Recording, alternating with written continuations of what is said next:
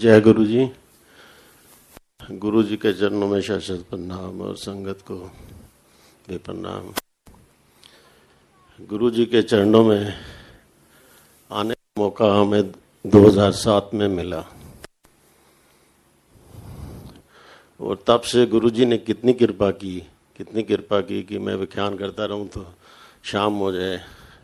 पर जो मैं हुक्म हुआ है कि वो सत्संग जो मेरे साथ गुरु जी ने कृपा की है लेटेस्ट, वो आपको सुनाऊं। मेरे को पेट की कोई प्रॉब्लम थी 2005 से, तो काफ़ी इलाज करवाया और ठीक नहीं हो रही थी। कभी आयुर्वेदिक, कभी एलोपैथिक, पर वो ठीक नहीं हो रही थी। कोई भी प्रॉपर डायग्नोज नहीं हो रहा था। इस साल जुलाई में मैं अचानक उठ के डॉक्टर के पास चला गया। घर में भी किसी को नहीं बताया। वहाँ से मैंने बताया कि मैं इधर आया हूँ। डॉक्टर ने मेरे को कुछ टेस्ट करवाने के लिए कहा, तो फिर मैंने घर में बताया कि ऐसे ऐसे दवाई करके करनी है। तो मैं गया, टेस्ट में कुछ ग्रोथ सी आई। डॉक्टरों को लगा कि ये ग्रोथ कैंसरस हो सकती है, तो उन्होंने उसकी एक पीस ले लिया और वो बायोप्सी के लिए भेज दिया। बायोप्सी में आया कि शायद ये कैंसर नहीं हो सकता, पर चांसेस हैं, क्योंकि ये बहुत छोटा पीस है। ये इसका जब तक पूरा पीस नहीं निकाला जाएगा तब तक ये कंफर्म नहीं है कि ये क्या चीज़ है, ये पॉलिप है, ट्यूमर है कि कैंसरस क्या चीज़ है। उसके बाद उन्होंने एक और टेस्ट मेरा किया। वो टेस्ट करवा के जब मैं डॉक्टर को दिखाने गया, वो एक किस्म का घबरा गया। उसने मेरे साथ बात नहीं की। उसने कहा आप जाके इमीडिएटली सर्जन से मिलिए। तो मैं क्या बात तो करो। डॉक्टर बात नहीं, आप सर्जन से मिलिए, फिर मेरे से बात कीजिए। सर्जन कहने लगा कि ये जो है आपका ये कैंसरस हो सकता है, पर इसको निकालना बहुत ज़रूरी है। पर यहाँ पे इंडिया में इसका प्रोसीजर बहुत लंबा है। यहाँ पे हमें पहले अगर हम करते हैं तो आपका ऑपरेशन करके उसके बाद नसें कुछ काट के उसमें बैग लगाना पड़ेगा। उसके बाद फिर 1 महीने के बाद लगाना पड़ेगा। तो थोड़ा सा मैं अपसेट हुआ। मैंने कहा ये क्या है। तो उसने फिर एक सजेशन दिया कि इंडिया से बाहर, इंडिया में ये एक टीएम ऑपरेशन है, वो इंडिया में पॉसिबल नहीं है, पर यूएसए, जर्मन में, इंग्लैंड में, सिंगापुर में ये है। तो मैंने कहा ये यार ऐसे जीने से, ट्यूब लगने से, तो मैं गुरुजी को अरदास की। मैंने कहा गुरुजी अगर करना है तो ठीक, नहीं तो अपने पास बुला लो। यहाँ भी आपके मंदिर में, वहाँ भी आपके चरणों में रहेंगे। तो मैं ऐसे नहीं जीना चाहता। या तो बिल्कुल ठीक कर देना या अपने पास बुला लेना। तो अब हमने 2-4 ईयर में गंगाराम में भी डॉक्टरों को कंसल्ट किया। वो टीएम एक ऐसा ऑपरेशन है कि हिंदुस्तान में कहीं होता ही नहीं। किसी डॉक्टर को इसके बारे में पता ही नहीं कि ये क्या चीज़ है। गंगाराम का जो सीनियर हेड है उसको हमने कंसल्ट किया, कहता वो टीएम होता क्या है। यूएसए से एक डॉक्टर आया, उसने कहा कि ये ऐसे है, पर यहाँ मशीन अवेलेबल नहीं है। चलो फिर हमने फिर एक और टेस्ट कराया। हाँ, उसके टीएम के जब उसने हमें कहा कि आपको ऑपरेशन करना चलेगा, तो हम गुरुजी के आए। गुरुजी के आज तक लंगर खाते थे, हर चीज़ खाते थे, पर वो उसकी एक रूटीन सा बन गया था कि ये लंगर खाते हैं, गुरुजी की ब्लेसिंग है। पर वो जो अंदर से एक फीलिंग आती थी, शायद वो हम भूल गए थे कि हाँ जी खा लिया ये चलता था। पर उस दिन आए, हमें सुना हुआ था कि गुरुजी डबल चाय प्रसाद देते हैं, लंगर कराते हैं जब वो बीमारियां दूर करने लगते हैं। तो हम आए, गुरुजी की जनरली हम एक कोने में बैठते हैं फोटो के पीछे। तो हमारे दिल में आप देखो आज गुरुजी कैसे हम ट्रीटमेंट शुरू करते हैं कि वो हमारा बिना ऑपरेशन के या जैसे भी करना है ये चीज़ को ठीक करेंगे। तो लास्ट थर्सडे का दिन था, लास्ट राउंड चाय का प्रसाद का चल रहा था। तो हम बैठे, तो मेरे बेटे के दिमाग में आई कि मिले प्रसाद दोबारा, और उसको मिल गया। उसके दिमाग में आई कि पापा को तो मिला नहीं। तो उनको मिले ट्रीटमेंट तो उनका होना है। वो गुप्ता अंकल जो चाय प्रसाद देते हैं वो बड़े मंदिर कोने में जो है दरवाजा, वहाँ चाय कर रहे थे। 5-6 चाय के गिलास थे उनके पास। तो वो उन्होंने इधर उधर देखा, फिर संगत में घुस गए। मैंने कहा अब हमें क्या मिलना है। देख ऐसे रहे थे जैसे वो मेरे को देख रहे हैं। गुरुजी ने उनको दिमाग में क्या दौड़ डाला।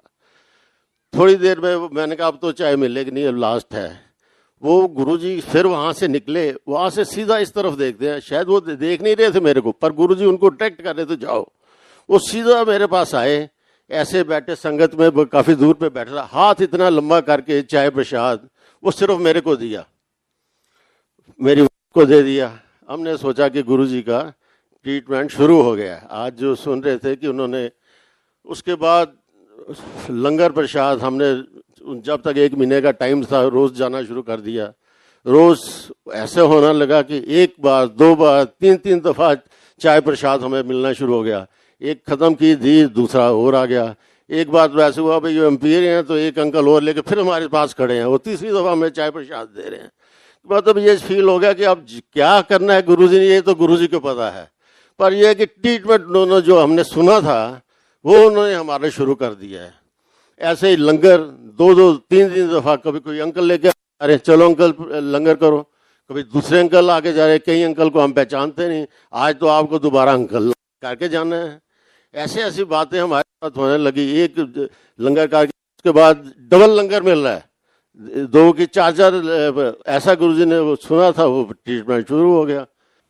फिर डॉक्टर ने एक टेस्ट कराया, MRI हमें बोल करने के लिए कहा। MRI में जो थी उसमें कंडीशन कुछ और आ गई। तो उसके बाद एक और अल्ट्रासाउंड था, वहाँ कराने गए। तो अल्ट्रासाउंड करने के बाद वो डॉक्टर कहता है ये तो रिपोर्टें सब चेंज है, ये कराया कहाँ, अभी 1 दिन पहले कराया था। उस दिन से हमने रियलाइज कर लिया कि गुरुजी ने ट्रीटमेंट करके इसको काफ़ी सिंप्लीफाई कर दिया है। तो हमने in the mean time Singapore foreign में कांटेक्ट करने शुरू कर दिए डॉक्टरों से कि हमें जाना पड़ेगा ऑपरेशन करवाने के लिए। तो लास्ट टाइम जब हम उसके करवा के गए, एक सारी रिपोर्टें इकट्ठी करके डॉक्टर के पास गए, उसको डॉक्टर को दिखाई। तो वो कहता है अब ये है कि इस रिपोर्ट से ये तो नहीं लगता कि कैंसर है, पर जब तक ये पूरी बायोप्सी ना हो, कि पीस बहुत बड़ा है, होने के चांसेस काफ़ी हैं। तो मैं कोशिश करता हूँ कि ऐसे सर्जिकली यहाँ से काट देता हूँ, पर उसमें रिस्क है। तो मेरे बेटे ने गुरुजी का बैच लगाया हुआ था। एक सत्संग मेरे को याद था, जो एक अंकल अपनी वाइफ को दिखाने गए तो डॉक्टर को बार बार वो बैच दिखा रहे थे। तो वो एम्स का डॉक्टर था। मैंने कहा डॉक्टर साहब ये हमारे गुरुजी हैं। तो ऐसे पास जाके देखता है बैच को, 1 मिनट वापस भेजता है, अपने जूनियर को कहता है यार इनको एम्स में अपने उसके साथ किसी के पास ना भेज दूँ। कहता है जी भेज दो। उसने उसके कहता है 1 घंटे बाद कॉन्टैक्ट किया। हमने एम्स में कॉन्टैक्ट किया। गुरुजी की कृपा देखिए जी, ये ऑपरेशन सिर्फ एम्स में, ऑल ओवर इंडिया कहीं भी नहीं होता, सिर्फ एम्स में एक ही डॉक्टर है जो करता है, डॉक्टर बंसल। उसने कहा जी मैं कर दूंगा। तो पहले डेटें मिलती रही, करती रही, चेंज होती रही। हफ्ता हमें एडमिट हो गया। तो उन्होंने कहा वेडनेसडे को आपका ऑपरेशन होगा। तो वेडनेसडे को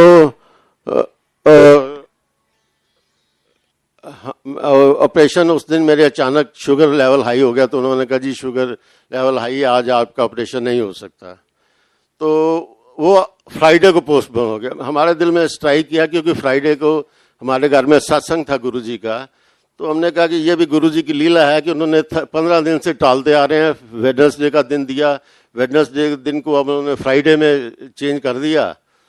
तो उस दिन फ्राइडे को लिए, फिर वो मेरे को उन्होंने कहा जी 8 बजे आपको ले जाएंगे। 8 बजे को लेके वो मेरे को लेके चले गए। पर ऑपरेशन ले जाते उन्होंने 11 बजा दिए। वहाँ थीजिया रूम में फिर मेरे को बिठा दिया बाहर। तो वहाँ पे फिर मेरे को दिमाग में चलने लगा 12 बजे हमारे घर में जोत जलती है। तो गुरुजी ने ये 12 बजे ही मेरे को अंदर लेके जाएंगे, अंतीजिया देंगे और ऑपरेशन करेंगे।